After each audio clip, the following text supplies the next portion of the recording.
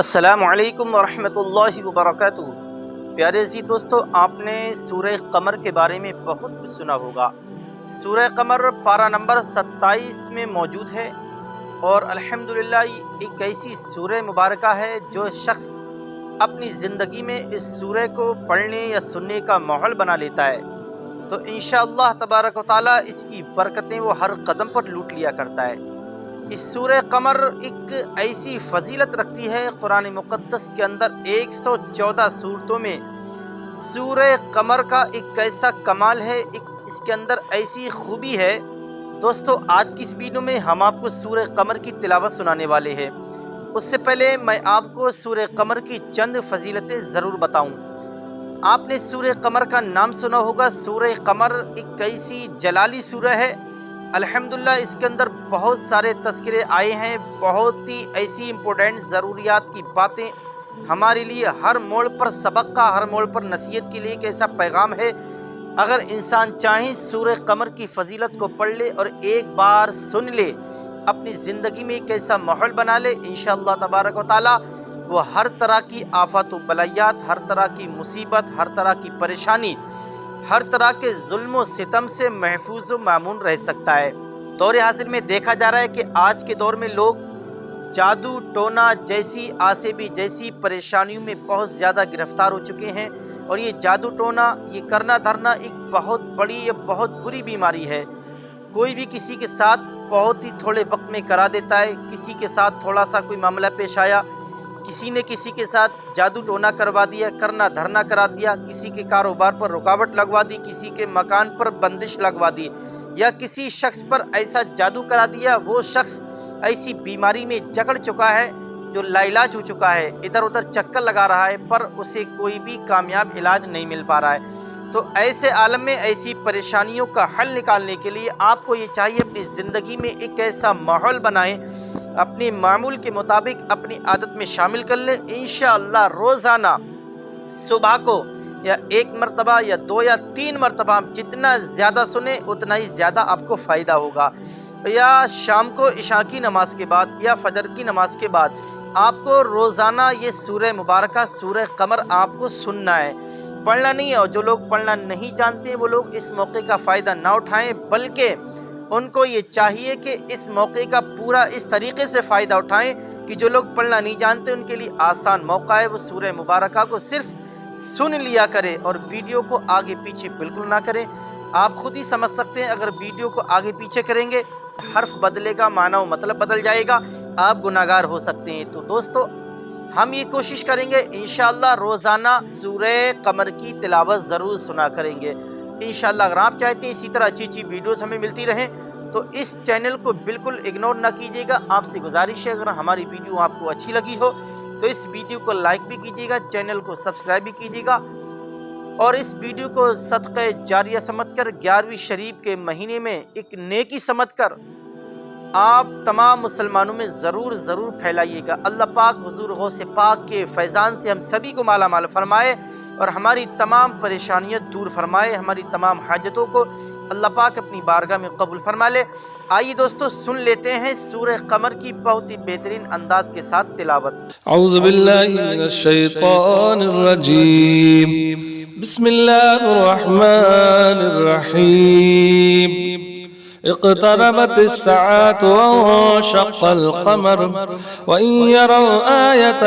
يعرضوا ويقولوا سحر مستمر وكذبوا واتبعوا أهواءهم وكل أمر مستقر ولقد جاءهم من الأنباء ما فيه مزدجر حكمة بالغة فما تغني النذر فتول عنهم يوم يدعو الداعي إلى شيء نكر خش عن أبصارهم يخرجون من الأجداث كأنهم جراد منتشر مهطعين إلى الداع يقول الكافرون هذا يوم عسر كذبت قبلهم قوم نوح فكذبوا عبدنا وقالوا مجنون وازدجر فدعا ربه أني مغلوب فانتصر ففتحنا أبواب السماء بماء منهمر وفجرنا الأرض عيونا فالتقى الماء على أمر قد قدر وحملناه على ذات ألواح ودسر تجري بأعيننا جزاء لمن كان كفر ولقد تركناها آية فهل من مدكر فكيف كان عذابي ونذر ولقد يسرنا القرآن للذكر فهل من مدكر كذبت عاد فكيف كان عذابي ونذر إنا أرسلنا عليهم ريحا صرصرا في يوم نحس مستمر تنزع الناس كأنهم أعجاز نخل منقعر فكيف كان عذابي والنذر ولقد يسرنا القرآن للذكر فهل من مدكر كذبت ثمود بالنذر فقالوا أبشرا منا واحدا نتبعه إنا إذا لفي ضلال وسعر ألقي الذكر عليه من بيننا بل هو كذاب أشر سيعلمون غدا من الكذاب الأشر إن مرسل الناقة فتنة لهم فارتقبهم واستبر ونبئهم أن الماء قسمة بينهم كل شرب مقتدر فنادوا صاحبهم فتعاتى فعقر فكيف كان عذابي ونذر إنا أرسلنا عليهم صيحة واحدة فكانوا كهشيم المعتذر ولقد يسرنا القرآن للذكر فهل من مدكر كذبت قوم لوط من نذر إنا أرسلنا عليهم حاسبا إلا آل لوط نجيناهم بسحر نعمة من عندنا كذلك نجزي من شكر ولقد أنذرهم بطشتنا فتماروا بالنذر ولقد راودوه عن ضيفه فتمسنا أعينهم فذوقوا عذابي ونذر ولقد سبحهم بكرة عذاب مستقر فذوقوا عذابي والنذر ولقد يسرنا القرآن للذكر فهل من مدكر ولقد جاء آل فرعون النذر كذبوا بآياتنا كلها فأخذناهم أخذ عزيز مقتدر أكفاركم خير من أولئكم أم لكم براءة في الزبر أم يقولون نحن جميع منتصر سيهزم الجمع ويولون الدبر بل الساعة موعدهم والساعة أدهى وأمر إن المجرمين في ضلال وسعر يوم يسحبون في النار على وجوههم ذوقوا مس سقر إنا كل شيء خلقناه بقدر وما أمرنا إلا واحدة كلمح بالبصر ولقد أهلكنا أشياءكم فهل من مدكر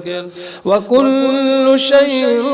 فعلوه في الزبر وكل صغير وكبير مستطر إن المتقين في جنات ونهر في مقعد صدق عند مليك مقتدر صدق الله العظيم. أعوذ بالله من الشيطان الرجيم. بسم الله الرحمن الرحيم. اقتربت الساعة وانشق القمر وإن يروا آية يعرضوا ويقولوا سحر مستمر وكذبوا واتبعوا هواءهم وكل أمر مستقر ولقد جاءهم من الأنباء ما فيه مزدجر حكمة بالغة فما تغني النذر فتول عنهم يوم يدعو الداعي إلى شيء نكر خش عن أبصارهم يخرجون من الأجداث كأنهم جراد منتشر مهطعين إلى الداعي يقول الكافرون هذا يوم عسر كذبت قبلهم قوم نوح فكذبوا عبدنا وقالوا مجنون وازدجر فدعا ربه أني مغلوب فانتصر ففتحنا أبواب السماء بماء منهمر وفجرنا الأرض عيونا فالتقى الماء على أمر قد قدر وحملناه على ذات ألواح ودسر تجري بأعيننا جزاء لمن كان كفر ولقد تركناها آية فهل من مدكر فكيف كان عذابي ونذر ولقد يسرنا القرآن للذكر فهل من مدكر كذبت عاد فكيف كان عذابي ونذر إن أرسلنا عليهم ريحا صرصرا في يوم نحس مستمر ينزع الناس كأنهم أعجاز نخل منقعر فكيف كان عذابي والنذر ولقد يسرنا القرآن للذكر فهل من مدكر كذبت ثمود بالنذر فقالوا أبشرا منا واحدا نتبعه إنا إذا لفي ضلال وسعر ألقي الذكر عليه من بيننا بل هو كذاب أشر سيعلمون غدا من الكذاب الأشر إن مرسل الناقة فتنة لهم فارتقبهم واستبر ونبئهم أن الماء قسمة بينهم كل شرب مقتدر فنادوا صاحبهم فتعاتى فعقر فكيف كان عذابي ونذر إنا أرسلنا عليهم صيحة واحدة فكانوا كهشيم المعتذر ولقد يسرنا القرآن للذكر فهل من مدكر كذبت قوم لوط من نذر إنا أرسلنا عليهم حاسبا إلا آل لوط نجيناهم بسحر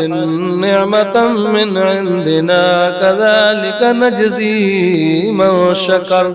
ولقد أنذرهم بطشتنا فتماروا بالنذر ولقد راودوه عن ضيفه فتمسنا أعينهم فذوقوا عذابي ونذر ولقد سبحهم بكرة عذاب مستقر فذوقوا عذابي ونذر ولقد يسرنا القرآن للذكر فهل من مدكر ولقد جاء آل فرعون النذر كذبوا بآياتنا كلها فأخذناهم أخذ عزيز مقتدر أكفاركم خير من أولئكم أم لكم براءة في الزبر أم يقولون نحن جميع منتصر سيهزم الجمع ويولون الدبر بل الساعة موعدهم والساعة أدهى وأمر إن المجرمين في ضلال وسعر يوم يسحبون في النار على وجوههم ذوقوا مس سقر إنا كل شيء خلقناه بقدر وما أمرنا إلا واحدة كلمح بالبصر ولقد أهلكنا أشياءكم فهل من مدكر وكل شيء فعلوه في الزبر وكل صغير وكبير مستطر إن المتقين في جنات ونهر في مقعد صدق عند مليك مقتدر صدق الله العظيم. أعوذ بالله من الشيطان الرجيم. بسم الله الرحمن الرحيم. اقتربت الساعة وانشق القمر وإن يروا آية يعرضوا ويقولوا سحر مستمر وكذبوا واتبعوا هواءهم وكل أمر مستقر ولقد جاءهم من الأنباء ما فيه مزدجر حكمة بالغة فما تغني النذر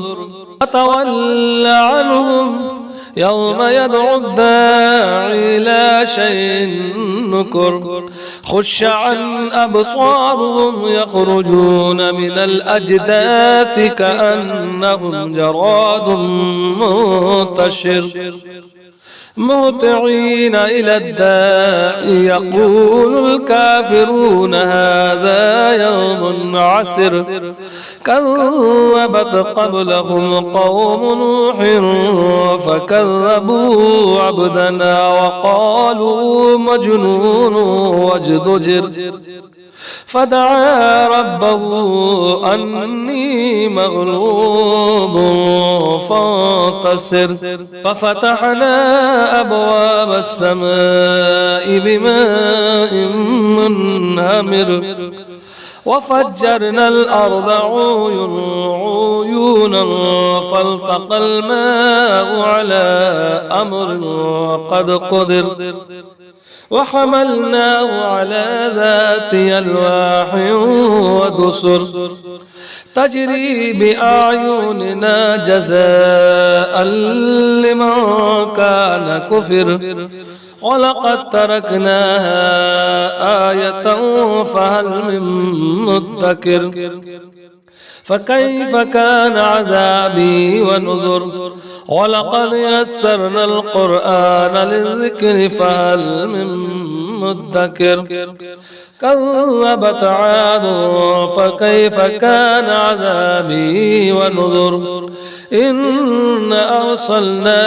عليهم ريحا صرصرا في يوم نحس مستمر تنزع الناس كأنهم أعجاز نخل منقعر فكيف كان عذابي والنذر ولقد يسرنا القرآن للذكر فهل من مدكر كذبت ثمود بالنذر فقالوا أبشرا منا واحدا نتبعه إنا إذا لفي ضلال وسعر ألقي الذكر عليه من بيننا بل هو كذاب أشر سيعلمون غدا من الكذاب الأشر إن مرسل الناقة فتنة لهم فارتقبهم واستبر ونبئهم أن الماء قسمة بينهم كل شرب مقتدر فنادوا صاحبهم فتعاتى فعقر فكيف كان عذابي ونذر إنا أرسلنا عليهم صيحة واحدة فكانوا كهشيم المعتذر ولقد يسرنا القرآن للذكر فهل من مدكر كذبت قوم لوط من نذر إنا أرسلنا عليهم حاسبا إلا آل لوط نجيناهم بسحر نعمة من عندنا كذلك نجزي من شكر ولقد أنذرهم بطشتنا فتماروا بالنذر ولقد راودوه عن ضيفه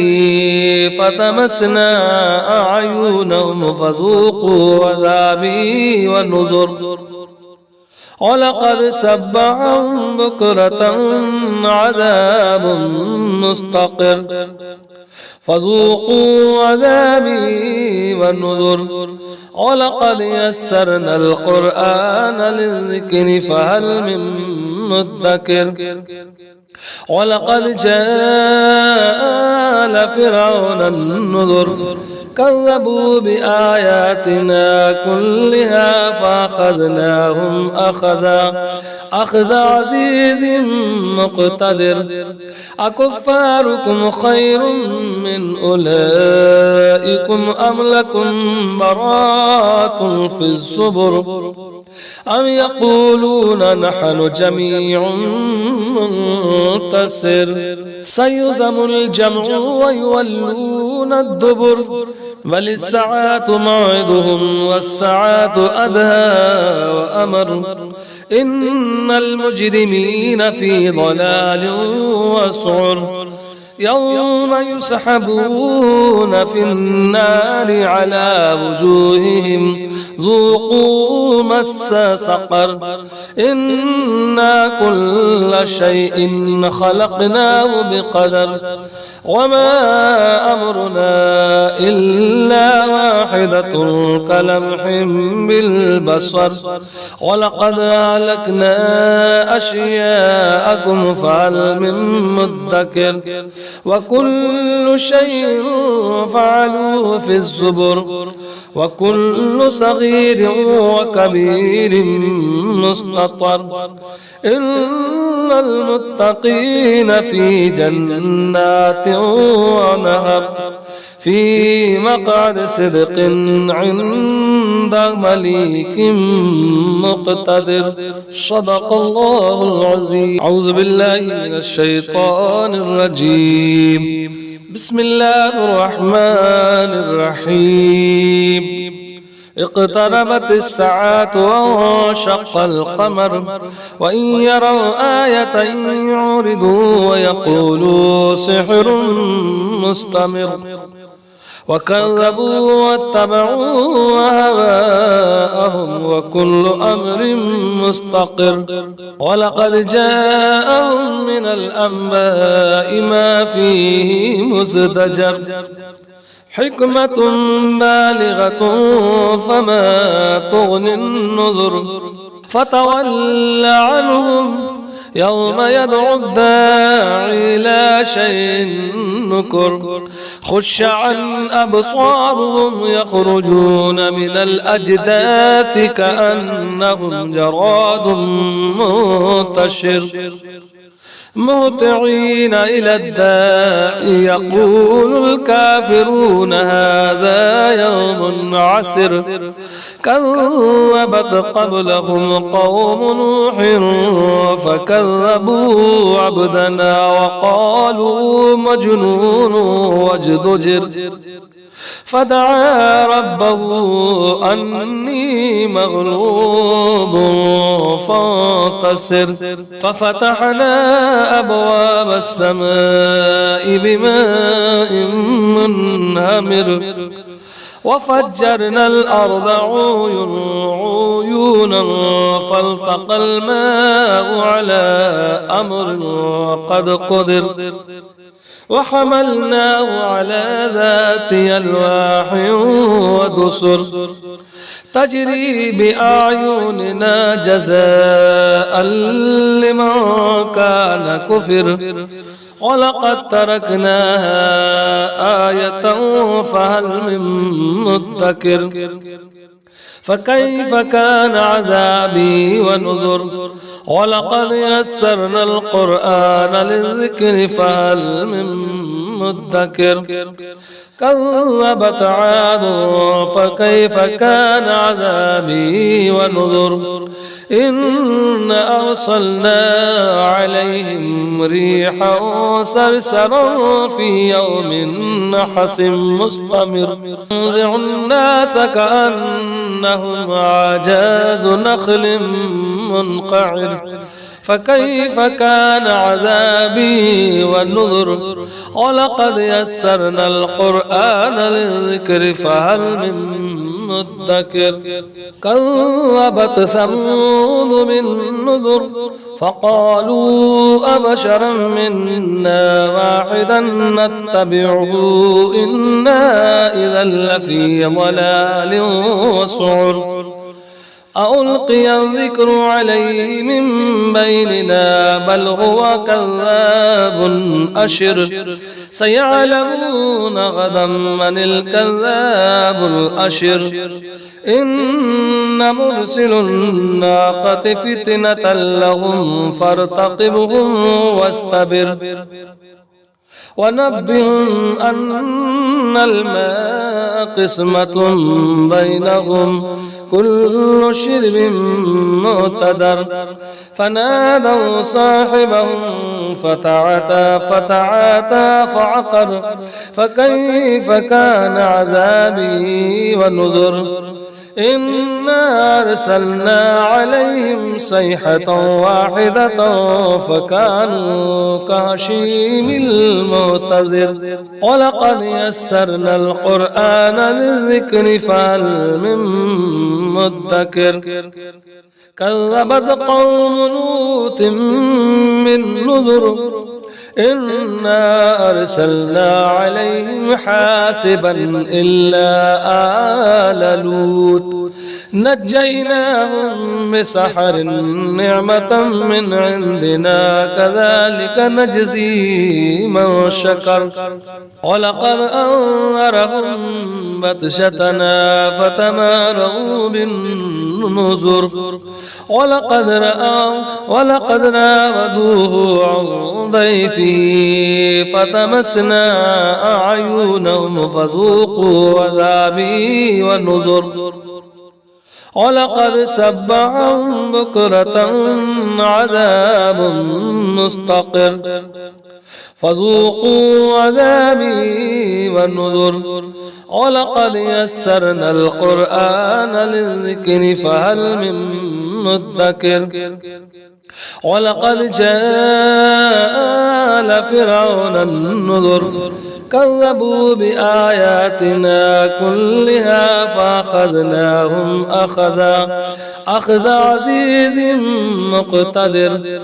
أكفاركم خير من أولئكم أم لكم براءة في الزبر أم يقولون نحن جميع منتصر سيهزم الجمع ويولون الدبر بل الساعة موعدهم والساعة أدهى وأمر إن المجرمين في ضلال وسعر يوم يسحبون في النار على وجوههم ذوقوا مس سقر إنا كل شيء خلقناه بقدر وما أمرنا إلا واحدة كلمح بالبصر ولقد أهلكنا أشياءكم فهل من مدكر وكل شيء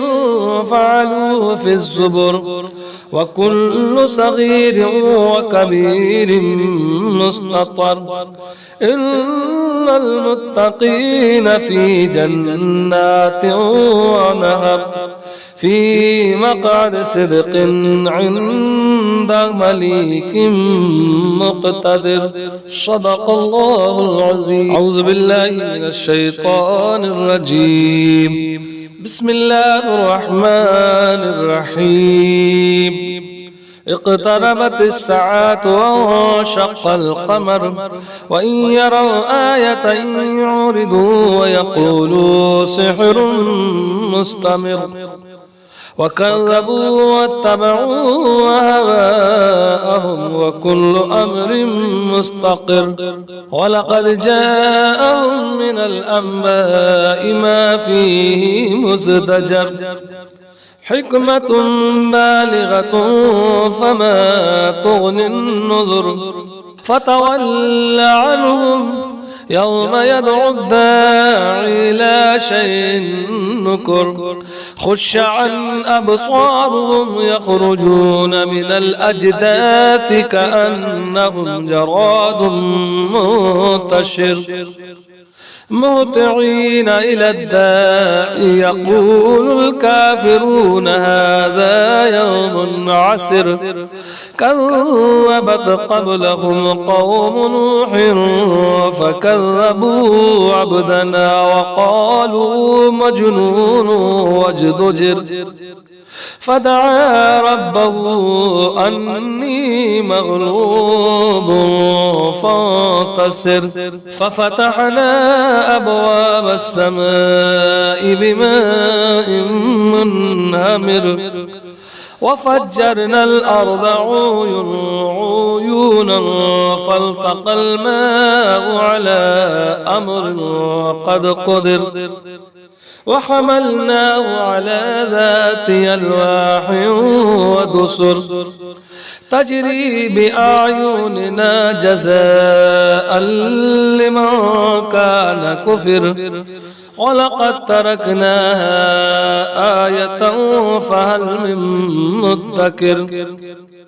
فكيف كان عذابي ونذر ولقد يسرنا القرآن للذكر فهل من مدكر كذبت عاد فكيف كان عذابي ونذر إنا أرسلنا عليهم ريحا صرصرا في يوم نحس مستمر ينزع الناس كأنهم أعجاز نخل منقعر فكيف كان عذابي والنذر ولقد يسرنا القرآن للذكر فهل من مدكر كذبت ثمود بالنذر فقالوا أبشرا منا واحدا نتبعه إنا إذا لفي ضلال وسعر ألقي الذكر عليه من بيننا بل هو كذاب أشر سيعلمون غدا من الكذاب الأشر إن مرسل الناقة فتنة لهم فارتقبهم واستبر ونبئهم أن الماء قسمة بينهم كل شرب مقتدر فنادوا صاحبهم فتعاتى فعقر فكيف كان عذابي ونذر إنا أرسلنا عليهم صيحة واحدة فكانوا كهشيم المعتذر ولقد يسرنا القرآن للذكر فهل من مدكر كذبت قوم لوط من نذر إنا أرسلنا عليهم حاسبا إلا آل لوط نجيناهم بسحر نعمة من عندنا كذلك نجزي من شكر ولقد أنذرهم بطشتنا فتماروا بالنذر ولقد راودوه عن ضيفه فتمسنا أعينهم فذوقوا عذابي ونذر ولقد سبحهم بكرة عذاب مستقر فذوقوا عذابي ونذر ولقد يسرنا القرآن للذكر فهل من مدكر ولقد جاء آل فرعون النذر كذبوا بآياتنا كلها فأخذناهم أخذ عزيز مقتدر أكفاركم خير من أولئكم أم لكم براءة في الزبر أم يقولون نحن جميع منتصر سيهزم الجمع ويولون الدبر بل الساعة موعدهم والساعة أدهى وأمر إن المجرمين في ضلال وسعر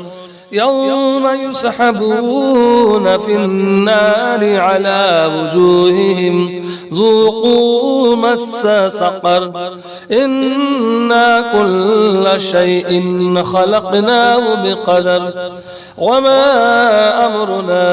إلا واحدة كلمح بالبصر ولقد أهلكنا أشياءكم فهل من مدكر وكل شيء فعلوه في الزبر وكل صغير وكبير مستطر إن المتقين في جنات ونهر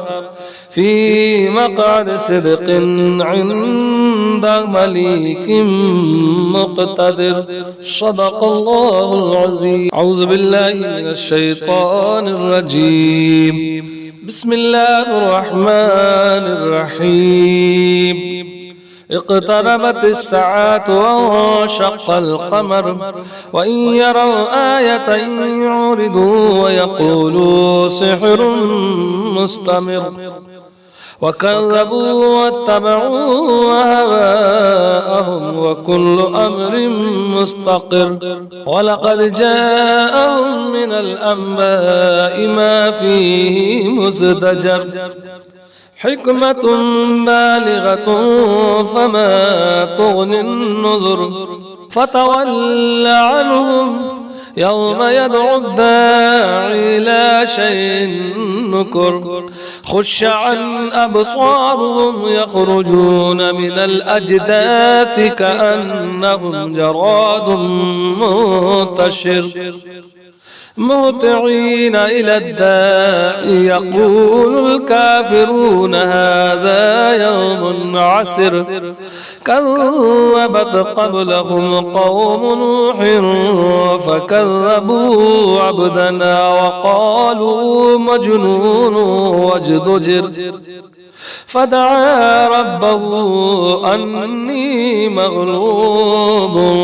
فانتصر ففتحنا أبواب السماء بماء منهمر وفجرنا الأرض عيونا فالتقى الماء على أمر قد قدر وحملناه على ذات ألواح ودسر تجري بأعيننا جزاء لمن كان كفر ولقد تركناها آية فهل من مدكر فكيف كان عذابي ونذر ولقد يسرنا القرآن للذكر فهل من مدكر كذبت عاد فكيف كان عذابي ونذر إن أرسلنا عليهم ريحا صرصرا في يوم نحس مستمر ينزع الناس كأنهم أعجاز نخل منقعر فكيف كان عذابي والنذر ولقد يسرنا القرآن للذكر فهل من مدكر كذبت ثمود بالنذر فقالوا أبشرا منا واحدا نتبعه إنا إذا لفي ضلال وسعر ألقي الذكر عليه من بيننا بل هو كذاب أشر سيعلمون غدا من الكذاب الأشر إن مرسل الناقة فتنة لهم فارتقبهم واستبر ونبئهم أن الماء قسمة بينهم كل شرب مقتدر فنادوا صاحبهم فتعاتى فعقر فكيف كان عذابي ونذر إنا أرسلنا عليهم صيحة واحدة فكانوا كهشيم المعتذر ولقد يسرنا القرآن للذكر فهل من مدكر كذبت قوم لوط من نذر إنا أرسلنا عليهم حاسبا إلا آل لوط نجيناهم بسحر نعمة من عندنا كذلك نجزي من شكر ولقد أنذرهم بطشتنا فتماروا بالنذر ولقد راودوه عن ضيفه فتمسنا أعينهم فذوقوا عذابي ونذر ولقد سبحهم بكرة عذاب مستقر فذوقوا عذابي ونذر ولقد يسرنا القرآن للذكر فهل من مدكر ولقد جاء آل فرعون النذر كذبوا بآياتنا كلها فأخذناهم أخذ عزيز مقتدر أكفاركم خير من أولئكم أم لكم براءة في الزبر أم يقولون نحن جميع